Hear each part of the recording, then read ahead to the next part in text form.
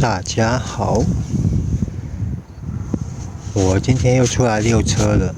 衷心建议各位朋友，车子真的最少1个礼拜要开一次。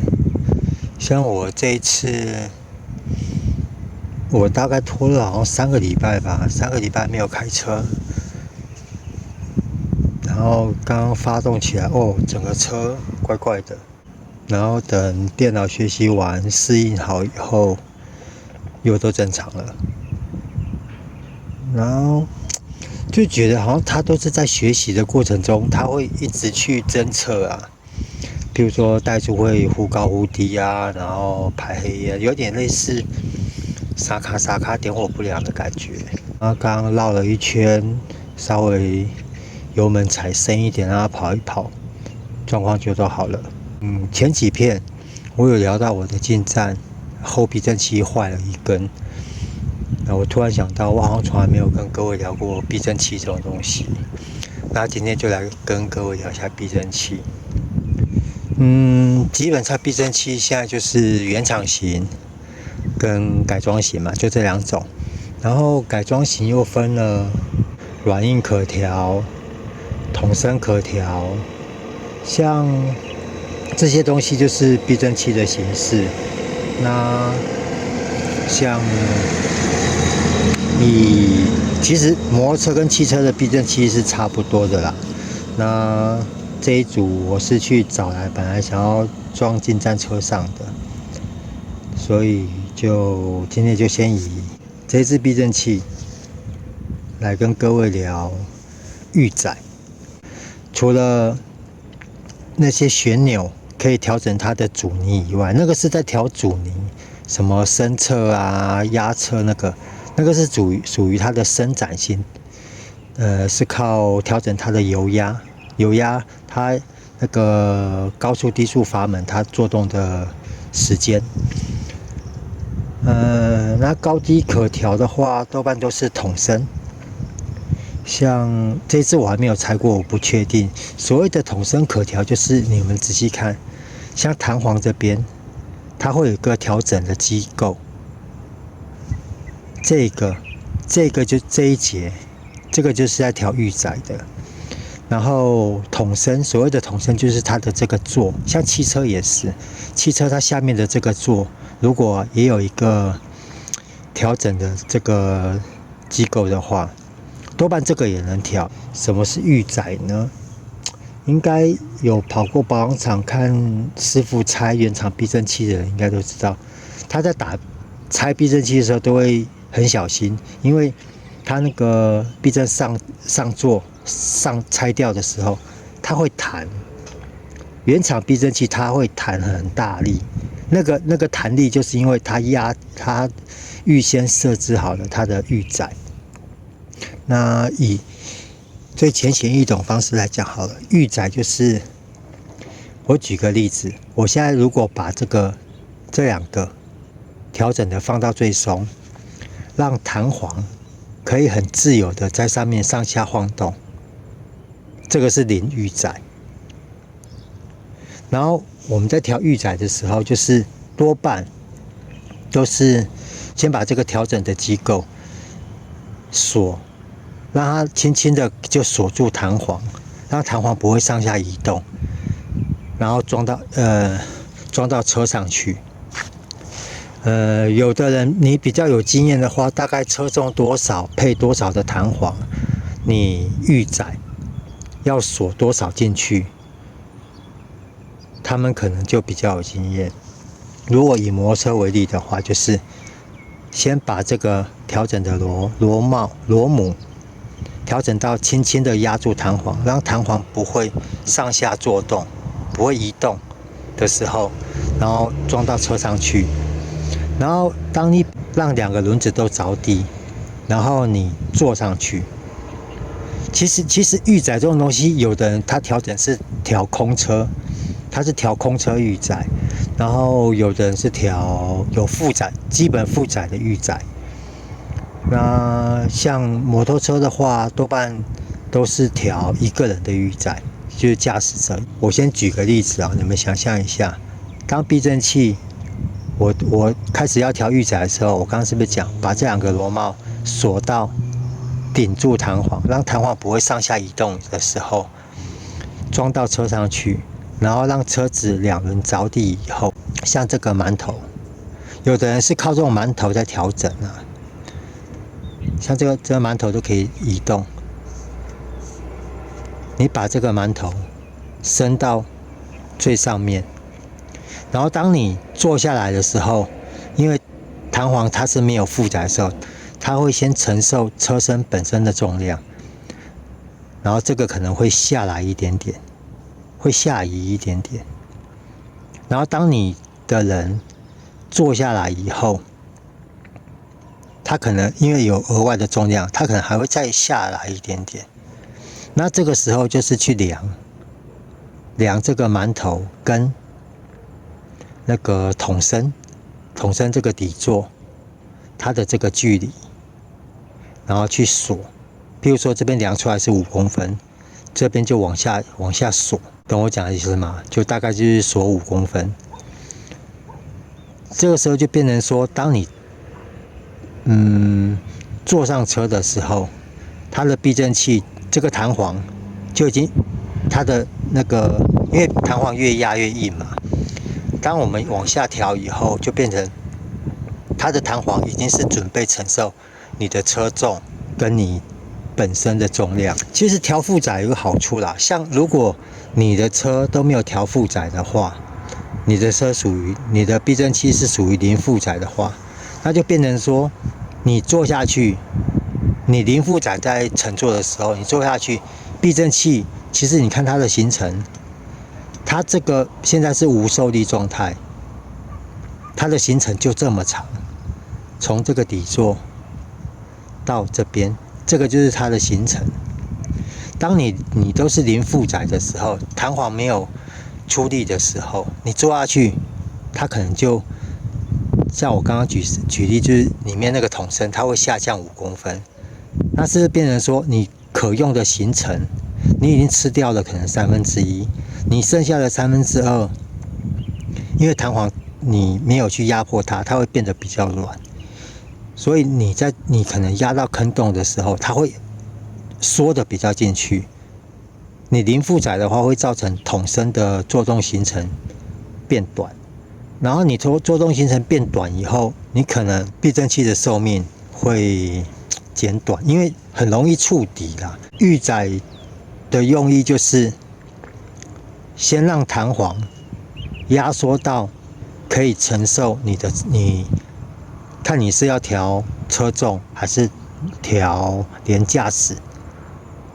连骑者的重量在内，这有分2种，我刚刚有讲了。所以变成说改装避震器啊，并不是装上去就好，你必须去调整你的预载。当你调好预载以后，可能你看像现在像这支避震器，它可能是原厂就调好了预载，那它的弹簧就很硬，因为它已经压缩到一个程度了，所以说它的行程，它等于是零行程。当我装上车以后，因为它已经调好预载了，所以当这支避震器如果装到车上的时候，坐下去，它可能只动一点，它只会压缩一点点，它就可以确保你后续可以做动的行程还蛮宽裕的，不会说直接就譬如说压到一个大坑洞，因为弹簧要越压越紧，但是当你瞬间你没有预先一个力量去撑住它的时候，如果你真的压到一个大坑洞，它直接就是插到很深，它的预载可能会被吃掉，甚至可能会有触底。这个是最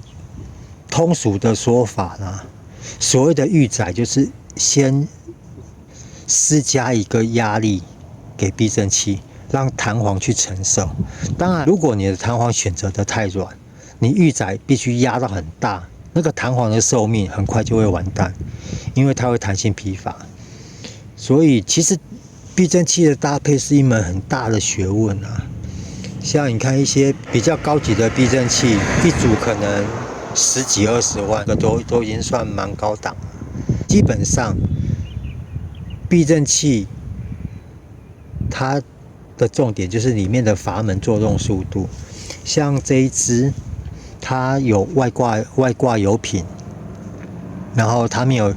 其他的调整机构。像我那台进站，它这边有旋钮，它可以调升侧压侧，那个就是利用阻尼里面的油压缸的阻尼去辅助弹簧，因为说实在话，弹簧的作用是撑住车子，然后避震器筒身的作用是拉住弹簧。你今天像很多，我不知道你们有没有经验，就是如果避震器坏掉的时候，你在骑，你会觉得避震器跟船一样，就一直摇，那就是筒身里面没有油，它的里面的那些油阀的呢，通过的那个油阀已经坏掉了，它的筒身已经拉不住弹簧，你在那边摇来摇去，就是因为它只有弹簧在做动。筒身的作用是拉弹簧，弹簧的作用是撑住重量。如果就像我刚刚讲，如果你没有筒身去拉住弹簧的话，你就跟在坐船一样，你压多快它就弹多快。然后正常的避震器，你压下去，它起来的速度，当然你弹簧如果已经很硬的话，你可能压不太下去。但是你如果一般的避震器你在试，你会感觉出来压下去跟弹起来的速度会有差异在。所以说，为什么只要有人在拆避震器，他都会很小心。如果旁边有人，他一定会叫你们先走开一点，因为弹簧会弹，就是因为它已经做好了预载，它已经承受了一个压力。如果你避震器上座打开的时候，它不会弹，就表示你是没有预载。所以说，如果你们装的都是原厂避震器，那这个可能就不是个问题，因为原厂它都已经设定好了。摩托车什么车型有它该有的预载，但是它如果像原厂避震器，它什么都不能调的话，你可能今天如果譬如说你可能体重比较重，或者说你载了一个比较重的朋友，它的预载超过原先预定的时候，你的避震器触底的几率就会比较高。你避震器触底几率高的话，避震器的寿命就会减短，而且你触底的话，可能就咚一声，就直接就是它的那个作用力就会应用在车身上，那个对车身也不是一个好处。那当你的预载调整完了以后，你就要来调你的高度。像这种筒身可调的，你可以如果比较高级一点避震器，它的筒身可调的范围会比较长，你再来决定，你要先调好预载，你再来决定你要的车高。像我车上这一组，它25段可调，它这个没有很贵啦，这个国产的。那我印象中，我当时做的预载是，因为我都是一个人开车比较多，然后我这台车也比较轻，我也很少在载人，所以我的预载我大概调了，因为我会很仓促的调啦，我就是调了托盘顶住以后，我往上调了大概3公分，我调了3公分的预载。有机会的话，我过一阵子还想再调啦，因为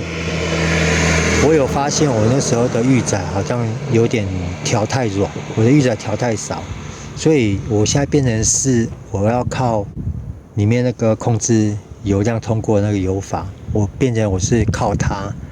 在拉住弹簧。